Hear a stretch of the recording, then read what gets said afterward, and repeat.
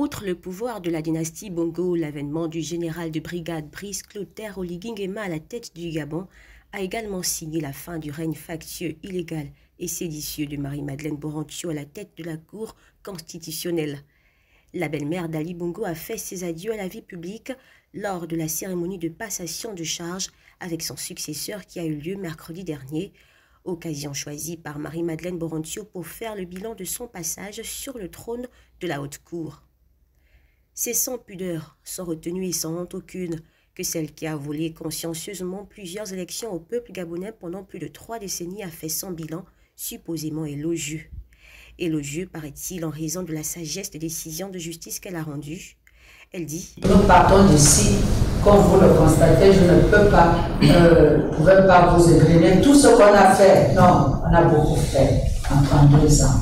Nous partons d'ici avec le sentiment d'un devoir bien humain, sans vacances, sans danger. » Avant d'ajouter « Toujours en train de dire, mon Dieu, est-ce que cette décision-là ne va pas entraîner les remous dans la rue? Est-ce que la sécurité des Gabonais, la sécurité des Gabonais, la sécurité... Je n'ai fait que ça pendant 32 ans, me préoccuper. » Ces propos ont choqué une grande partie de l'opinion publique nationale car, et c'est un secret de Polichinelle, la Cour constitutionnelle rebaptisée Tour de Pise a cautionné durant les 30 dernières années la forfaiture du régime despotique Bongo PDG en validant quasi systématiquement les résultats tronqués des élections présidentielles au mépris des aspirations du peuple gabonais et en violation de leur serment.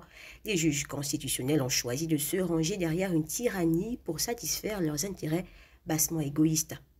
De quoi s'interroger. La mission que Marie-Madeleine Boronthio prétend avoir accomplie avec succès était-ce celle de servir le peuple en lisant le droit ou celle de servir le clan Bongo en se vautrant dans le faux et la violation de la loi?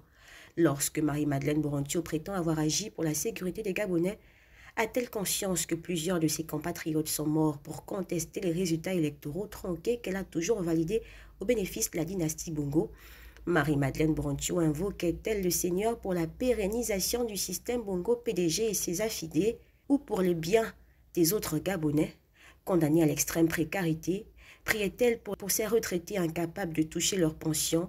Priait-elle pour ses compatriotes en impossibilité de se soigner qui mouraient dans les hôpitaux du fait de la mauvaise gouvernance du régime? L'histoire des élections au Gabon est beaucoup trop récente pour que Marie-Madeleine Boronthio, comble de l'indignité, veuille la tronquer en essayant de faire croire qu'elle y a joué un rôle noble et républicain. En dépit du déni de réalité dans lequel elle semble vouloir se vautrer, l'ancienne présidente de la Cour constitutionnelle devra répondre de ses actes devant la justice pour que plus jamais le Gabon ne soit prisonnier de la vilenie de certains compatriotes véreux.